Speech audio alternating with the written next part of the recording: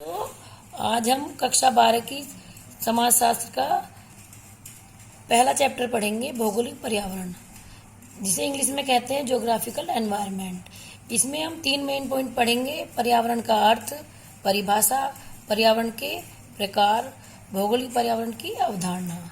सबसे पहले हम लेंगे भौगोलिक पर्यावरण का अर्थ। व्यक्ति को अनिवार्य रूप से प्रभावित करने वाला एक मुख्य कारक है एनवायरनमेंट। पर्यावरण का प्रभाव केवल मनुष्य पर ही नहीं बच्चों विश्व की समस्त जड़ चेतन वस्तु पर भी पड़ता है। पेड़ पौधे तथा पशु पक्षी भी पर्यावरण से मुक्त नहीं हैं। व्यक्ति का जीवन पर्यावरण से प्रभावित होता है। व्यक्ति पर पर्यावरण के पड़ने वाले प्रभावों को जानने के लिए पर्यावरण के अर्थ एवं पर्यावरण की परिभाषा को जान लेना आवश्यक है। पर्यावरण का अर्थ। पर्यावरण शब्द का अंग्रेजी पर्यायवाची है एनवायरनमेंट।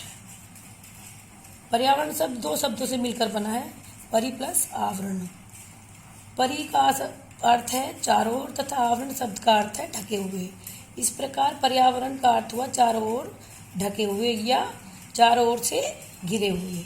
मैकाइवर एवं पेज के शब्दों में अगर हम कहें तो उन्होंने कहा है स्वयं, प्राणी, जीवन संरचना, जीवन और अतीत पर्यावरण की उपज है। पर्यावरण जीवन के प्रारंभ से ही विद्यमान है, यहाँ तक कि पर्यावरण उत्पादन कोष्ठों में भी विद्यमान रहता है। पर्यावरण के वास्तविक अर्थ को जानने के लिए विभिन्न विद्वानों द्वारा प्रतिपादित परिभाषाओं को भी जान लेना आवश्यक है। यहाँ हम रोज द्वारा दी गई परिभाषा के बारे में पढ़ेंगे। रोज ने कहा है कि पर्यावरण की सरल परिभाषा देते हुए रोज ने कहा है कि पर्यावरण को बाहरी शक्ति के रूप में प्रतिपादित किया है। उन्होंने पर्यावरण को बाहरी शक्ति के रूप में प्रतिपादित किया है। उनके शब्दों में कह सकते हैं कि पर्यावरण कोई भी बाहरी शक्ति है जो हमें प्रभावित करती है। ठीक है, नेक्स्ट पॉइंट आता है पर्यावरण के प्रकार। पर्यावरण के प्रकार या पर्यावरण की बहुपक्षीय अवधारणा का व्यवस्थित अध्ययन करने के लिए इसका वर्गीकरण किया जाना आवश्यक है। विभिन्न वर्ग या प्रकार जो है विभिन्न विद्वानों द्वारा निर्धारित किए गए हैं। इसमें सबसे पहले ऑकबर्न एवं निमकोव द्वारा पर्यावरण का वर्गीकरण आता है। इन्होंने पर्यावरण को 2 भागों में विभाजित किया है, प्राकृतिक पर्यावरण और मनुष्यकृत पर्यावरण। गिलिन ने भी पर्यावरण को 2 भागों में विभाजित किया है, प्राकृतिक पर्यावरण और सामाजिक सांस्कृतिक पर्यावरण। जबकि मैकाइवर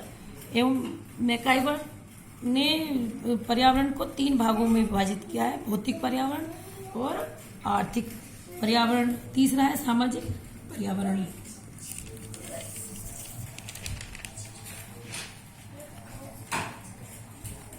पर्यावरण का वर्गीकरण।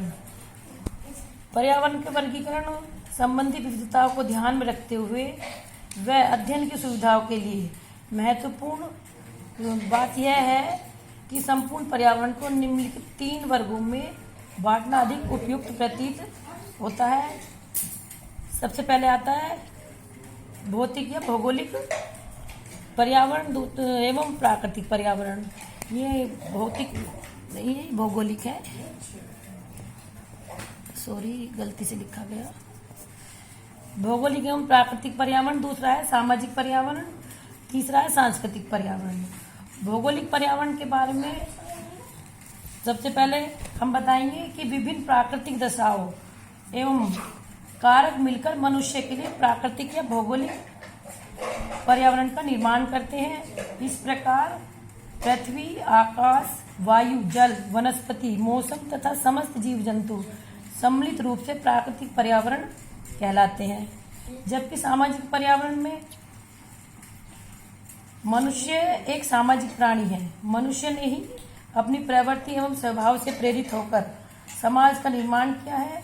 प्रत्येक व्यक्ति समाज का एक सदस्य है तथा समाज से प्रभावित होकर समाज संबंधी सभी कारक सम्मिलित रूप से व्यक्ति के लिए सामाजिक पर्यावरण का निर्माण करते हैं।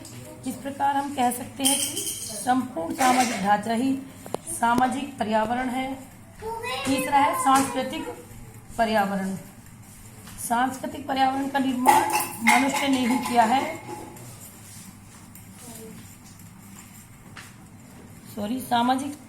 सांस्कृतिक पर्यावरण का निर्माण मनुष्य ने ही किया है।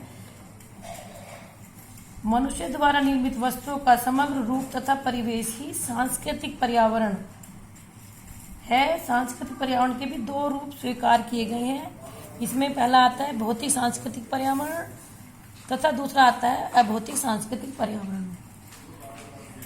भौतिक सांस्कृतिक पर्यावरण में हम आवास, विद्यालय, टेलीविजन, कुर्सी, मशीनें आदि ले सकते हैं या इसके अंतर्गत आते हैं ये सब चीजें। तथा धर्म, संस्कृति, भाषा, लिपि, रूढ़ियाँ, कानून और प्रथाएं अभौतिक सांस्कृतिक पर्यावरण के अंतर्गत आते हैं। नेक्स्ट पॉइंट आता है भौगोलिक पर्यावरण की अवधारणा। बच्चों, इस विश्व में व्यक्ति के अतिरिक्त जो भी प्राकृतिक वस्तुएं अथवा प्राकृतिक कारक विद्यमान हैं, उन सबका सम्मिलित रूप से भौगोलिक या प्राकृतिक पर्यावरण कहा जाता है। इस स्थिति में हमारा भूमंडल, वायुमंडल, पृथ्वी के विभिन्न रूप, हमारी जलवायु, सौर मंडल की ग्रह, वनस्पति एवं जीव जगत सभी जो है प्राकृतिक पर्यावरण के तत्व है। इस प्रकार जिन कारकों को मनुष्य ने अपने प्रयासों से नहीं बनाया है, अर्थात मनुष्य ने जिनका निर्माण नहीं किया है, सभी भौगोलिक पर्यावरण के तत्व है। भौगोलिक पर्यावरण के जो अवधारणा है इसके अंतर्गत आते हैं। नेक्स्ट पॉइंट है हमारा भौगोलिक पर्यावरण की परिभाषा। भौगोलिक पर्यावरण की परिभाषा में हमने सबसे पहले लिया है मैकाइवर तथा पेज की परिभाषा को। मैकाइवर तथा पेज के अनुसार भौगोलिक पर्यावरण उन दशाओं से मिलकर बनता है जो प्रकृति मनुष्य को प्रदान करती है। इस सब का मानव जीवन पर गहरा प्रभाव पड़ता है। तो बच्चों, ये थे हमारे 3 पॉइंट जो यहाँ समाप्त होते हैं, और आगे के 2 पॉइंट हम अगली बार पढ़ेंगे, जो कि इस प्रकार है। पहला पॉइंट है भौगोलिक अथवा प्राकृतिक पर्यावरण का जनजीवन पर प्रभाव। दूसरा पॉइंट है भौगोलिक निर्धारणवाद अर्थात अवधारणा तथा आलोचना। मैं आशा करती हूँ कि आप ध्यानपूर्वक इसकी स्टडी करेंगे, ध्यानपूर्वक इसको पढ़ेंगे।